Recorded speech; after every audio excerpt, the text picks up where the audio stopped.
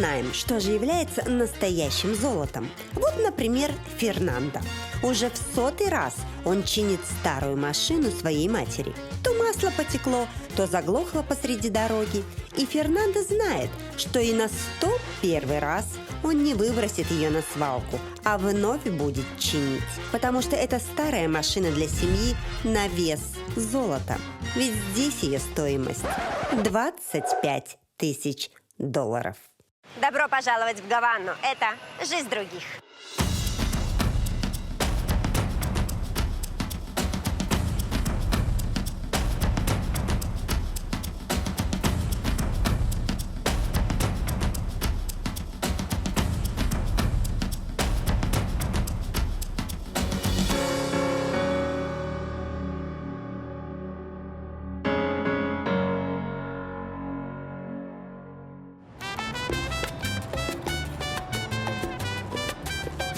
Раньше, приезжая в Гавану, казалось, что время остановилось. Ретро-автомобили, старинные здания и никакого интернета. Но последнее время столица начала стремительно развиваться. Но изменилась ли жизнь местных жителей? Сегодня это мы все и узнаем.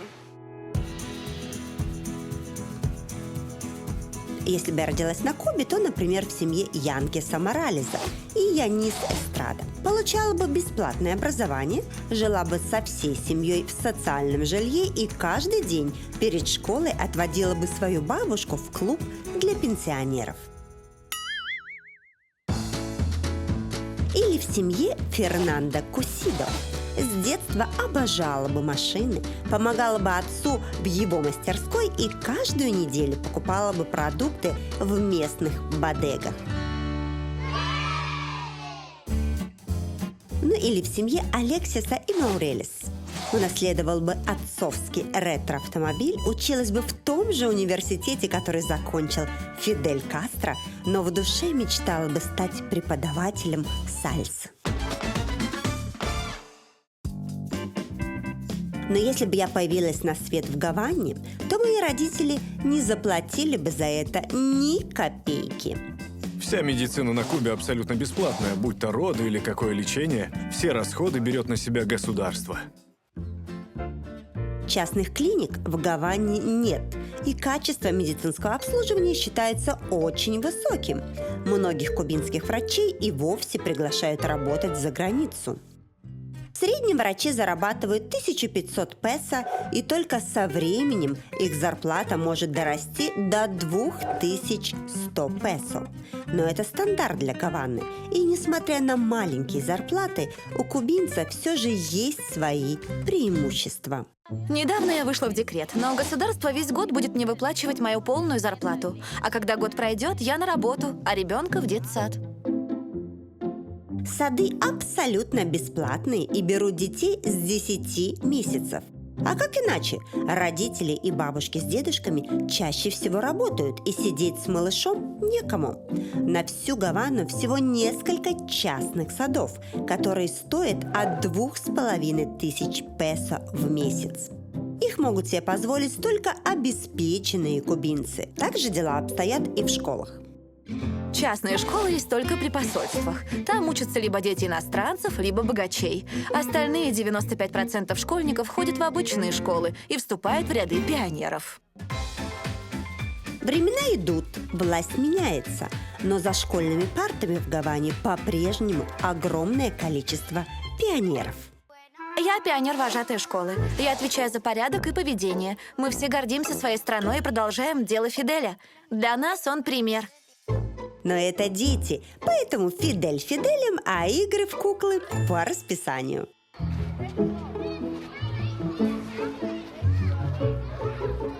Ребят, а скажите, вы приносите свои одежки для кукол, и каждая приносит свою куклу, вы так играете на переменах, да? Да.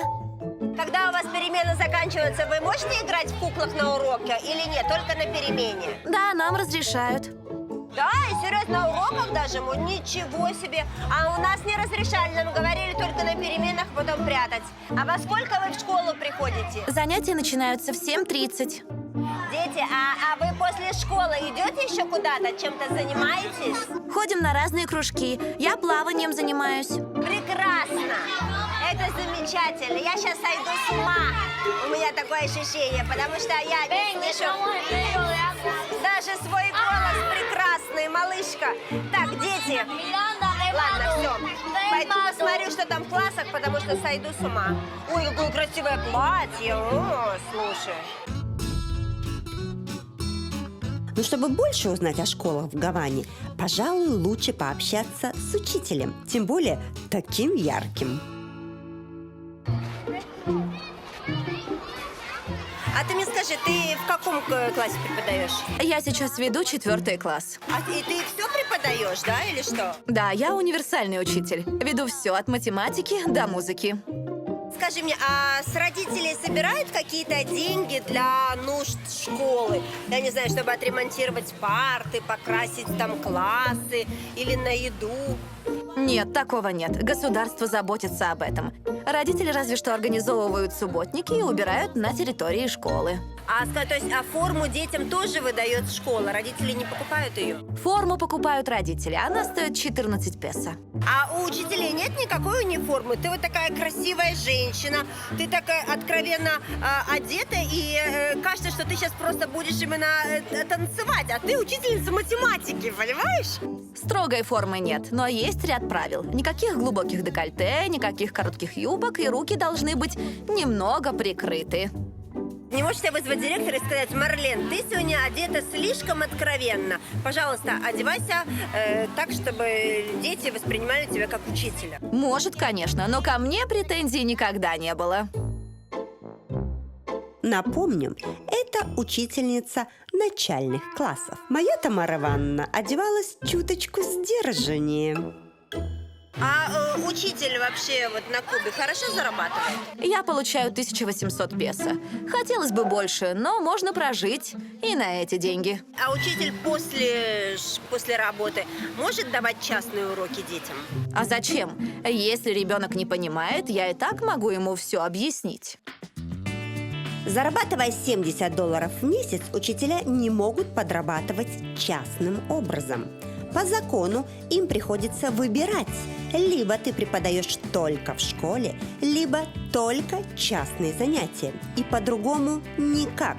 Да, зарплаты низкие, но и тут государство не оставит тебя в беде.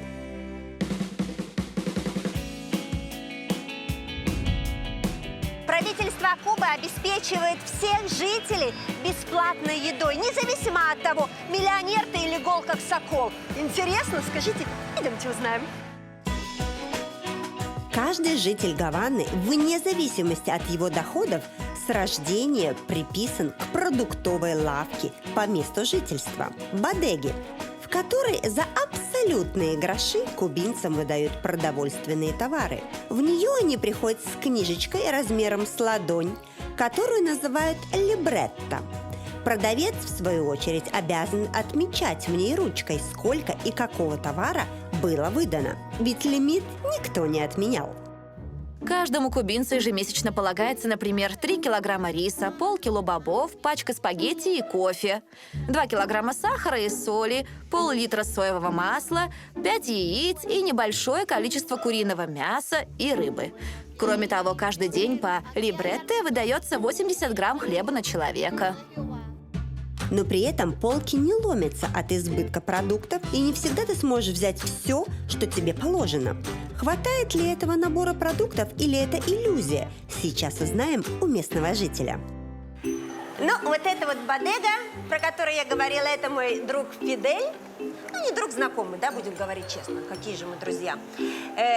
Вот ты скажи мне, ты сюда часто приходишь за продуктами? Я тут бываю через день, потому что надо брать продукты на всю семью.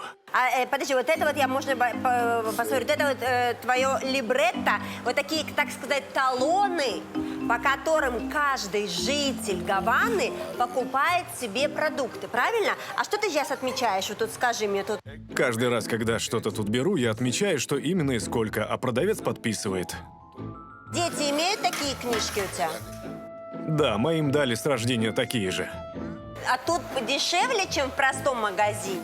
Тут мы платим копейки за еду. В других магазинах мы бы тратили намного больше. Слушай, ну а тут, я не понимаю, тут мясо есть, колбаса тут есть? Есть два типа бодег. Со скоропортящимися товарами и с продукцией долгого хранения. Тут именно рис, мука, да, там масло подсолнечное, вижу, соль, сахар, а мясо в другом. Ну все ясно. Скажи, тебе достаточно вот этих продуктов, которые ты берешь по вот этой книжке? Иногда приходится покупать что-то по мелочам. Но без этих магазинов мы бы умерли с голоду при наших-то зарплатах. Если кубинец захочет себя порадовать чем-то большим, чем рис с курицей, то ему придется идти уже в обыкновенный магазин. Ну и тут все запутано, ведь на Кубе две валюты. На Кубе есть две валюты. Раньше было все четко. Песо было для местных, а куки для туристов. Но сейчас же каждый кубинец может пользоваться двумя валютами. Куки в основном используют в импортных магазинах и в ресторанах, там, где много иностранцев. Если честно, то это довольно запутанная система. И зачем в стране до сих пор две валюты, мы даже и объяснить не можем. Но в любом случае в бодегах отовариваются абсолютно все жители. И неважно, бедный ты или миллионер. А что, рис там такой же, как и в обычном магазине, курица та же, сахар. Да какой товар не возьми, государство дает, надо брать. Это Карлос. Он владеет небольшим рестораном в самом сердце столицы. И в месяц его доход может достигать 250 тысяч песо, что по местным меркам очень даже хорошо. Но как ему удается вести частный бизнес в стране, в которой еще 10 лет назад этого никто не делал? Сложно вообще открыть здесь частный бизнес? Скажем так, будь я портным или фотографом, то это было бы проще. Нужны определенные ресурсы, но было бы желание, и все возможно. Нет, так это понятно, что, конечно, нужны вложения, чтобы открыть такое заведение. Но ты же должен наверняка сказать, откуда у тебя эти деньги. Или ты можешь иметь огромную сумму и просто получить лицензию и открыть ресторан. То есть это может сделать любой? Да, это может любой. Я взял помещение в аренду, мебель мне помог сделать местный плотник. Хорошо, а технику, вот оборудование для кухни ты где заказываешь, покупаешь? Многое можно купить в Гаване, но не все. Например, кондиционер и холодильник я заказывал в Панаме. Ты мне скажи, а на Кубе есть налог на ввоз техники? Вот ты холодильник в Панаме купил, ты же должен был заплатить какой-то налог? Границы открыли, и теперь действительно многие стали массово завозить импортную технику.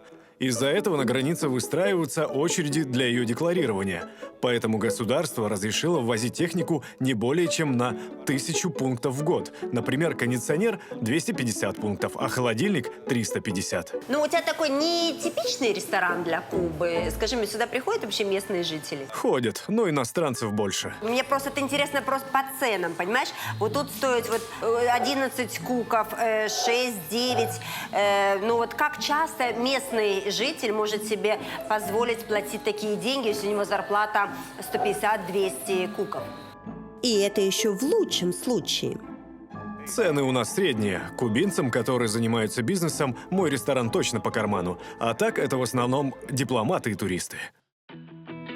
Пока мы с Карлосом обсуждали все прелести построения бизнеса, ему привезли в ресторан воду. Оказывается, таким образом обеспечивают водой всех жителей в Гаване. Раз в 2 дня ее закачивают в подземную цистерну, а оттуда с помощью электромотора распределяют по бакам на крышах домов. Чтобы прочувствовать настоящий колорит Кубы, сюда обязательно надо приехать. А в этом вам поможет туроператор Coral Travel. Лучшие туры на Кубу, а именно в Гавану, Варадеро и Вальгин. Незабываемые каникулы только с Coral Travel. На первый взгляд, жизнь в столице Кубы кажется яркой и непринужденной. Цветные домики, музыка на каждом шагу, веселье, которое доносится из каждого закоулка. Приезжая в Гавану, конечно, архитектура впечатляет. И мне всегда было интересно, как в этих потрясающих домах живут люди. Давайте же это сейчас и узнаем.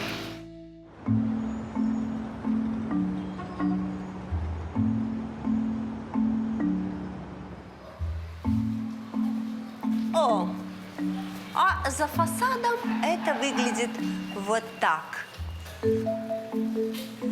Привет, мальчик. Собаки лают во дворе. Идем, я с тобой. Тут такая старинная лестница, ты видишь, да? Идем. Ты тут живешь? Да. Тут живешь тут? Да? О, прикольно, идем к тебе в гости. Покажешь мне. Ой, слушай, а тут не опасно ходить у вас по лестницам, а? Нет? О, привет. Ну, тут, смотри, щитки все современные. Да? Недавно установили. Вот это, да? Угу. Ага, я поняла. Ну, это то есть от каждой квартиры, да, у вас? Окей. Это мой брат-электрик сделал. Вот это, да, все? Ты крутил эти провода? Обалдеть, конечно. Ну, ребят, ну тут такая, знаешь, какая-то аварийная ситуация, я бы прямо сказала. Даже опасно, нет? Тебе не опасно? Малыш улыбается. Ну, идем посмотрим. Подъезд, конечно, очень впечатляет уже. А вы говорите, у нас нет ремонта? В подъезде нет ремонта, в подъезде ремонт. Ой, господи. Ретро-машины, ретро-подъезды. В самом центре Гаваны стоят вот такие дома с маленькими квартирками. Действительно маленькими. 60 лет назад новая власть взяла эти постройки под свое крыло, разделила хоромы на небольшие квартиры и заселила туда людей абсолютно бесплатно. На первый взгляд кажется мрачновато, но жители дома очень дружелюбные. Стоит пройти мимо, как с тобой здороваются и сразу заводят разговор. Как, например, Кармен Елена. Только заприметила меня, сразу давай общаться. Ты почему голый бегаешь? У нас тут гости. Напугал меня. Видишь, говорите, бабушка, оденься, не ходи голый. Или тебе жарко, да? Вот так тут люди и живут, видите? Здравствуйте.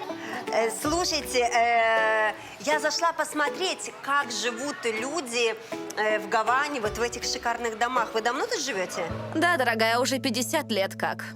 Вы получили эту квартиру или как? Или купили, или она принадлежала вам, и это все, что вам... Как вы здесь оказались? Когда мне было 15, я переехала к сестре. Ей квартира досталась бесплатно от государства, как и все квартиры в этом доме. Она тут жила с мужем. А сестра где? Умерла и оставила квартиру в наследство. Сколько вас тут человек живет? Я одна. Да? А, так вы как королева здесь, да? С котом, я понимаю, так с собакой. А дорого стоят ваши апартаменты? Предпочитаю не задумываться о цифрах. Боже, Кармен, вы потрясающие. Я предпочитаю не задумываться о том, сколько стоят мои апартаменты. Предпочитаю не задумываться о том, что будет со мной, если, не дай бог, это здание кто-то выкупит. Вот они, счастливые, настоящие люди, которые живут сегодняшним днем. А вы танцуете? Конечно.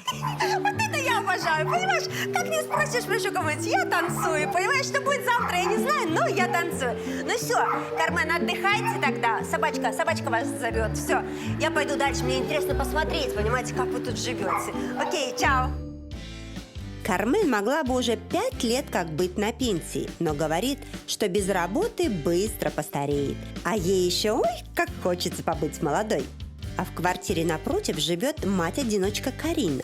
Она работает медсестрой и на свою зарплату в 1200 песо содержит себя и 10-летнюю дочь. Несмотря на то, что квартира 15-20 квадратных метров, потолки тут невероятно высокие, поэтому жители дома умудрились превратить маленькую комнатушку в двухэтажные апартаменты. Тут двери все открыты. Можно заходить. О, новая квартира. Hello, hello. Карина, nice to meet you. А, моя подруга уже, понимаешь? Мы пришли посмотреть на то, как вы живете, потому что эти такие красивые дома. О, это балкон выходит. Идем посмотрим. Можно я посмотрю, да? Да.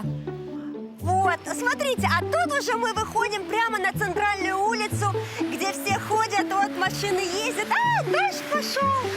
И вот так вот это все выглядит, понимаешь? Как интересно, я просто с ума схожу от счастья. У тебя квартира получше, чем у соседей, я у твоих была. Медсестры, наверное, лучше зарабатывают, чем учителя туда. Нет, просто я делаю все, чтобы моя дочь росла в комфортных условиях. Ты молодец, я тебе хочу сказать. А ты давно тут живешь? Уже 20 лет тут. А ты получила это как... тебе государство дало эту квартиру? Да, мы получили квартиру. Вам хватает твоей зарплаты на то, чтобы обеспечивать жизнь ребенка, еду, одежду, платить коммунальные услуги? Ты, кстати, платишь коммунальные услуги какие-то? Свет, вода там? Tратим деньги на самое необходимое. Коммуналка, 20 песо, одежда, обеды в школу для ребенка. Мы экономим, и нам хватает. Молодцы. Вот. Мне мама тоже все время говорила: Жанка, эконом. Эконом, все у тебя в жизни будет, понимаешь? А кто тебе делал ремонт? Ты какой-то нанимала каких-то строителей? У меня полно друзей. Я их попросила помочь, и мы вместе привели квартиру в порядок. Ну скажи мне, ты хотела бы отсюда переехать? Или нет, ты вот хочешь тут всегда жить, потому что это прекрасное, замечательное место, вот ты считаешь? Ни в коем случае. Нам с дочкой тут хорошо. Соседи отличные. Мы одна большая семья. На все праздники накрываем общий стол и празднуем вместе. Я очень рада за тебя, что ты так хорошо живешь. Ну, прямо молодец. Раз уж я оказалась в этом доме, то решила посмотреть его полностью. Господи, так это... Ой, видите, тут стоят подпорки, чтобы не обвалился потолок явно. Так потрясающе. Слушай, все двери открыты, все живут, все вместе. Ну, тут, конечно, такое состояние, просто не знаешь, с какой стороны на тебя что-то вдруг упадет. Бочки, видишь, для воды. О, смотри, у кого-то кондиционер. Кто-то зажиточный здесь, значит. Ой, красота. И тут, понимаешь, все так непонятно, но телевизор есть у всех. Ой, а тут еще и лестница наверх. Зимний сад, я так чувствую. Ой, мама дорогая, это же надо здесь еще так понять. А, ну тут тоже живут люди, тоже квартиры, да? А, да, смотри. На крыше этого дома и на крышах других зданий можно обнаружить надстройки, в которых также живут семьи. Когда-то нельзя было строить новых зданий в Гаване, поэтому жители были вынуждены брать в пользование крыши домов и строить там себе жилье. Сейчас многие из них приватизировали и даже могут их продать. Такой домик будет стоить около 175 тысяч песо. То есть в доме на крыше еще построенные дома, и тут тоже живут люди. Вот она, настоящая Гавана.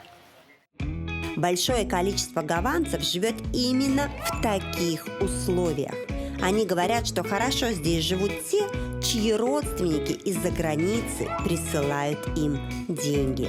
Но глядя на их вечно сияющие лица, можно сказать, что все не так уж плохо.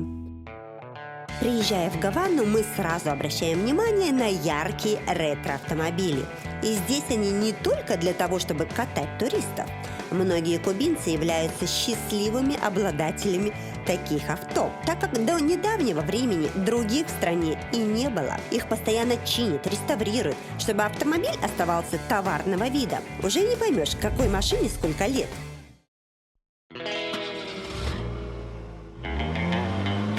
Это красавица 55-го года. Старушка, вы можете сказать, ничего подобного.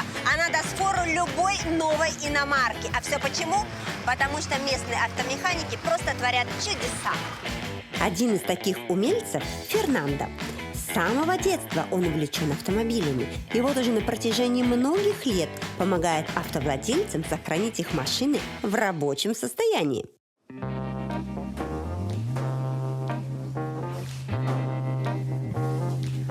Фернандо, чао. Чао. Ну что, как у тебя тут дела? Как продвигается ремонт? Все отлично, эта машина еще десятилетия будет работать. Ну, ты уже заканчиваешь эту машину или ты только начал ремонтировать ее? Это авто моей мамы. Я делаю плановый осмотр. Она хочет поехать на пляж, поэтому надо убедиться, что машина в норме.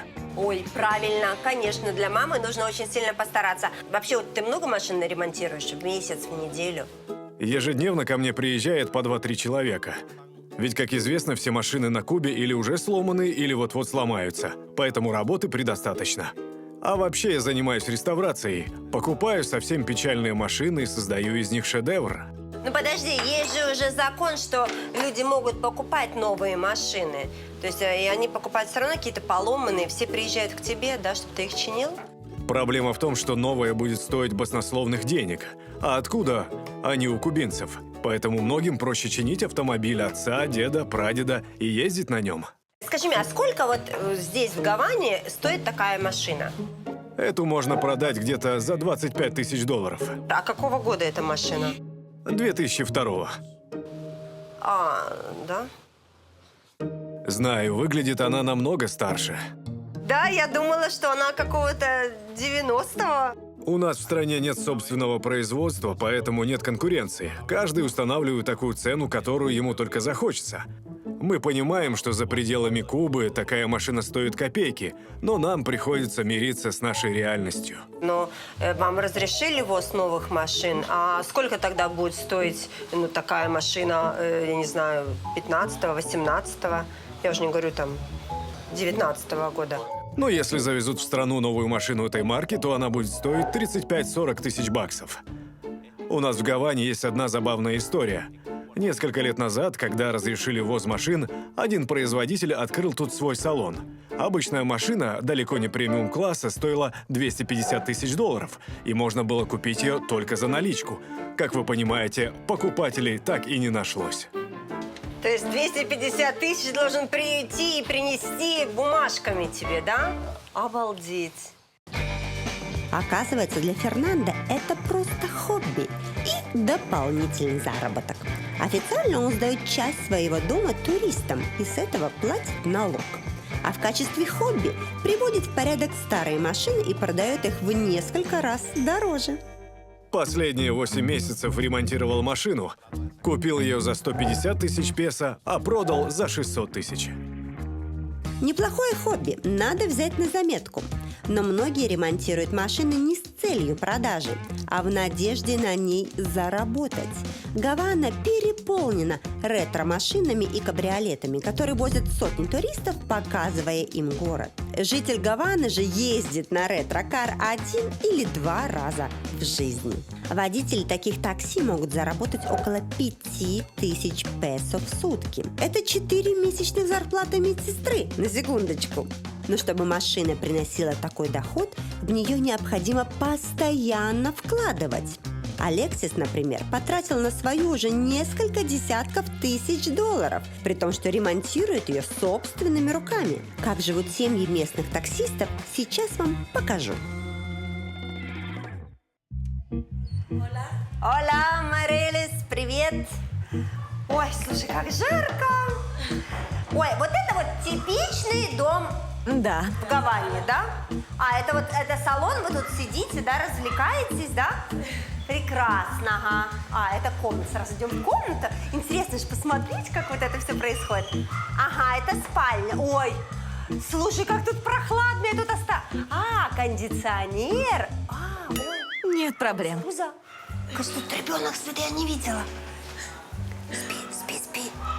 Боже, бедная пришла, разоралась. А тут так прохладно, у вас кондиционер есть, да, серьезно? Тут холодно. Ладно, пусть спит так темно. Короче, это спальня и детская сразу здесь. В следующей спальне тоже установлен кондиционер, и там спят мама и сыновья Маурелис. Я так удивляюсь кондиционерам, потому что это первое помещение, в котором я их увидела.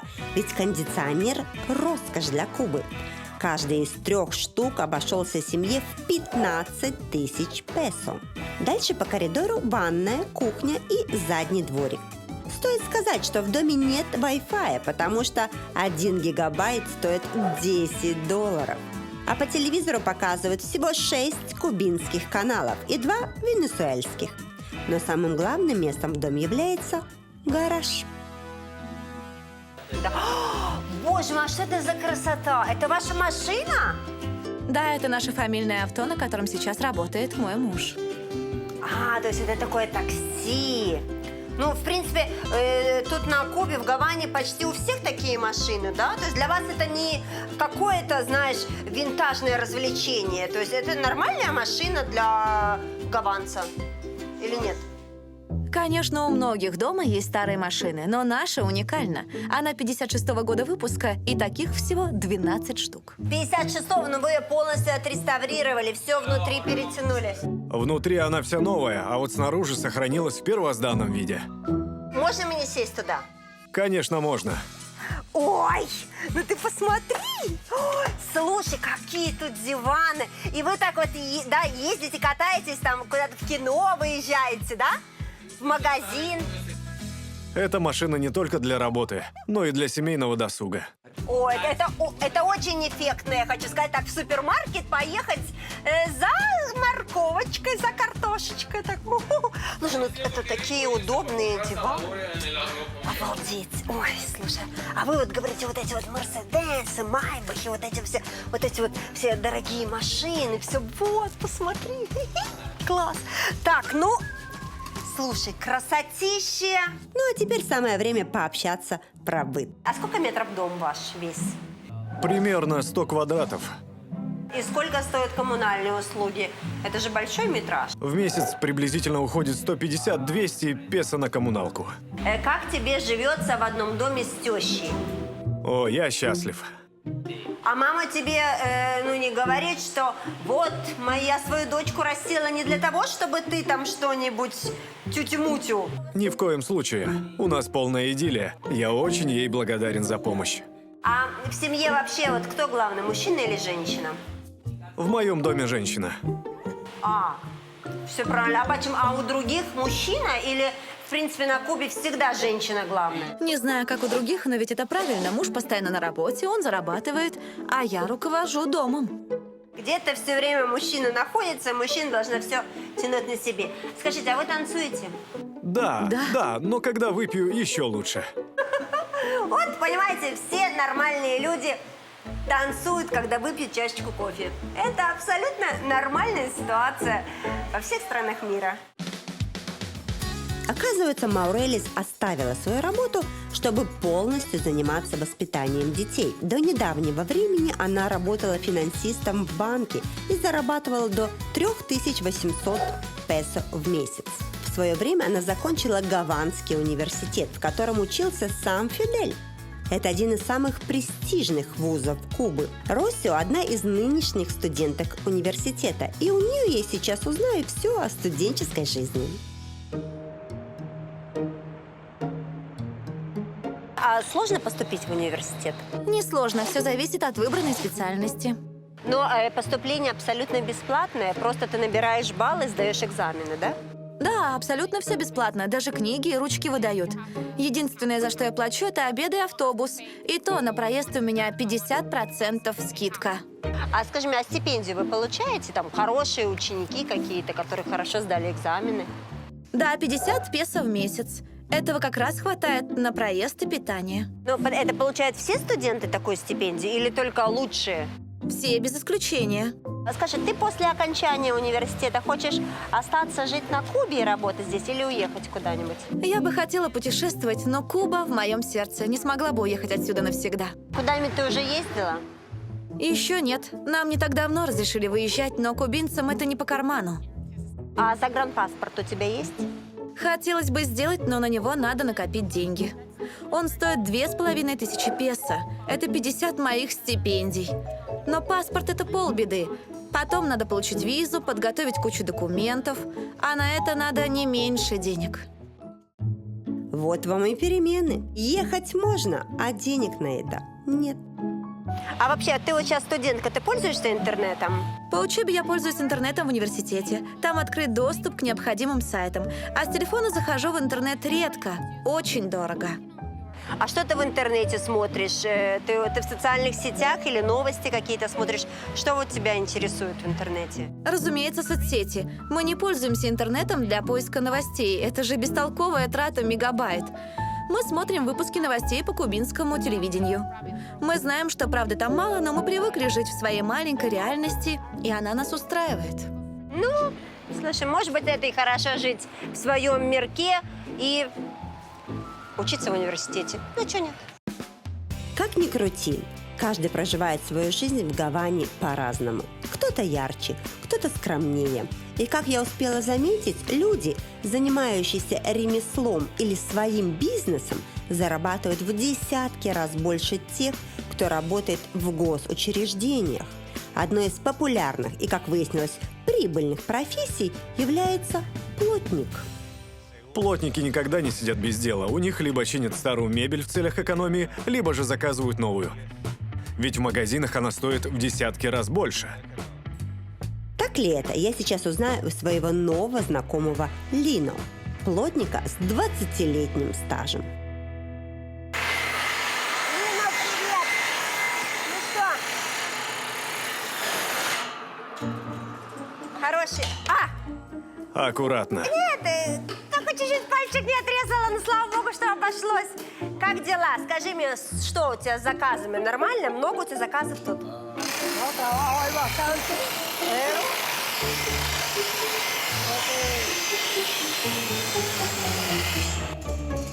Так и работаем.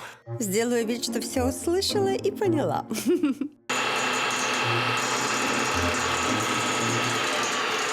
Господи, боже мой. В таком шуме все время работаешь. Я знаю, что плотник в Гаване – это вообще один из самых обеспеченных людей, потому что у вас всегда есть работа, потому что магазины мебельные, их или нет, а если они есть, они очень дорогие, поэтому все приходят: ах ты помощничек, стучишь как по голове мне прям молоточком, молодец, хороший мальчик. Все, забил, молодец. О, слава богу.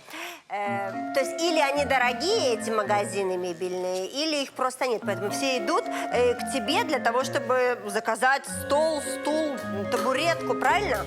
Заказов полно, к тому же работа непростая. Все изготавливаем из бэушного дерева. Из нового нам ничего делать не позволяется. А что значит не позволяется? То есть если кто-то срубит дерево и привезет к вам, вы не имеете права из него ничего делать? Из нового дерева? Государство его не выдает, а самому достать его крайне трудно. Скажи мне, какие у тебя чаще всего бывают заказы? На что? Двери, окна, кухни и кровати. Угу. Сколько стоит двуспальная кровать у тебя? Вот заказать вот деревянную двуспальную кровать. Сколько это стоит? Зависит от материала. От 1200 песо и до 10 тысяч. Хорошо, и сколько плотник в Гаване зарабатывает в месяц? В среднем получаю 10 тысяч песо в месяц. Тебе хватает на то, чтобы у тебя сколько? 3 детей, жена. Тебе хватает, чтобы содержать дом, такую семью большую? Сколько бы ни зарабатывал, всегда будет мало. Но мне грех жаловаться. Лина – частный предприниматель, но при выходе на пенсию от государства ему не полагается никаких выплат, поэтому ему самому себе придется обеспечить пенсию. Но как живут пенсионеры, которые посвятили всю свою жизнь работе на государственных предприятиях? Сейчас я вам покажу.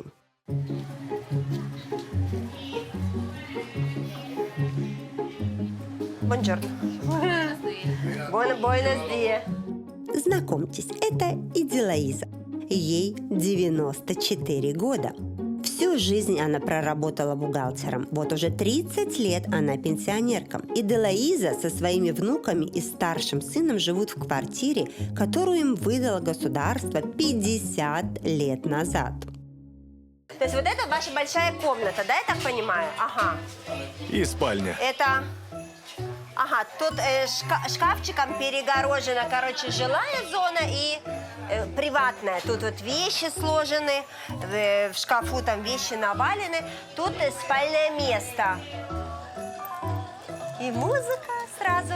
Вентилятор, потому что тут очень жарко, очень. Мы дальше пройдем, посмотрим, нам же интересно. Проходите. Ага. О, а вот и, так сказать, кухня, где готовят и моют посуду. Компактно, но зато все есть. И кухня, и туалет с душем, и еще 2-й этаж. Да, можно мне руку, потому что я, короче говоря... Спасибо, грация. Ой, мама, мой оператор точно не знает, как ты сюда заберешься. А вы нормально, слушай, но сюда выпившим зайти никак нельзя. Ай-яй-яй, а как я спущусь, ребята? Я не вернусь в программу. Ай-яй, господи. Так, окей. Окей, супер. О, слушай, собрались. Красота. О, тут, значит, что у нас? Молодежь отдыхает. Так, ну вот это, я так понимаю, спальня. Тут они вдвоем спят? Вот спальное место, и вот еще. И вот тут еще вот место еще на полу. Это надувается матрас, наверное, да? Ты вот так, да? Нет, он пробит. А, пробито. Ну так что, слушай, постелила, вот так вот, легла себе так. Так, ну что, короче, просторная, ну не знаю, метров 15 комната есть, да? Да. Ага, я поняла. Так, ну что, люстра есть тоже. Понимаешь, пацаны, вставайте, ну, ребят, ну серьезно, так всю жизнь проспите, что ж вы думаете? В каких условиях живет немалая часть кубинских пенсионеров, я посмотрела. А теперь поговорим с хозяйкой дома. Это вам 94 года. Это огромная, но огромная цифра. То есть получается, что вы еще жили здесь, на Кубе, при американцах, правильно? Да, было и такое. Когда лучше жить было, при американцах или сейчас? Бедным сейчас живется гораздо лучше, потому что государство им помогает. Раньше такого не было. Каждый был сам за себя. Скажите, а вы на пенсии? Вы получаете пенсию? Пенсия у меня мизерная, всего 200 песо. Поэтому внуки очень меня выручают. Мои помощнички. А чем вы занимаетесь еще вот на пенсии? Раньше ходила в пенсионный клуб, но сейчас ноги так болят, что туда уже не дойти. И я очень скучаю по нему. Его любят все пенсионеры. Оказывается, в Гаване есть 4 пенсионных клуба, куда каждый день могут приходить пенсионеры.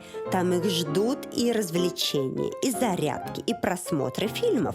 И там же они могут обратиться к врачу за любой помощью. Стоит такой клуб 25 песо в месяц. И вот я уже на улице встретила завсегдаев клуба. Так, ну что, девушки, куда идем? Мы идем в кино. Супер! Так, то есть вы с утра прямо в кино? Как раз самое время для хорошего фильма, а потом немного потанцуем, разгоним кровь. А вы на пенсии, да? Да, мне уже 90. 90 лет! Да вот ты моя девочка, вот это я понимаю! Но в душе мне все еще 20. Я не успела опомниться, как моя новая молодая подруга уже рванула вперед и возглавила колонну идущих в кино. Но тут же нашелся джентльмен, который решил меня провести. Но Сантьяго оказался не таким резвым. А ничего, что мы отстаем? Или хотите, я вам помогу? Идемте. И у вас тут подружки, друзья есть, да? Да, их уже много. Ну, это же лучше сюда ходить, в этот центр, чем дома сидеть, правда? Конечно же, тут лучше. А вас кормят в этом центре? У нас 3-разовое питание. А что ваше самое любимое? Люблю курочку. И вы давно ходите в этот центр? 5 лет хожу. Танцевать любишь? Несмотря на больные ноги, всегда танцую при любой возможности. А пенсию платят вам? Да, 260 песо. 260? Хватает пенсии тебе? Других вариантов нет, поэтому выкручиваюсь. О, пришли в кино. Давай, идем, а то сейчас закончится фильм.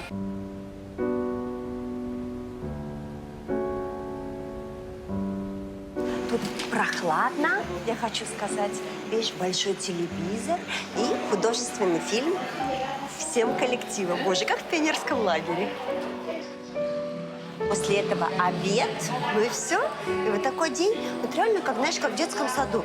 Развлекаются, занимаются с тобой. И не скучно самим дома. Это очень важно. Как важно в любом возрасте не терять вкус к жизни и радоваться тем мелочам, которыми наполнена наша жизнь.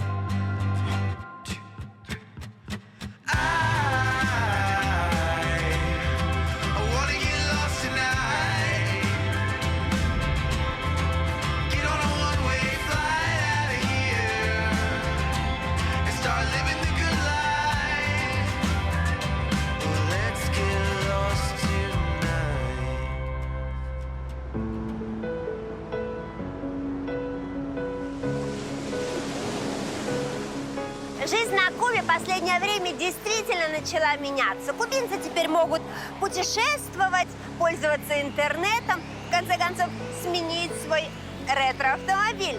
Но, к сожалению, для многих это до сих пор остается мечтой.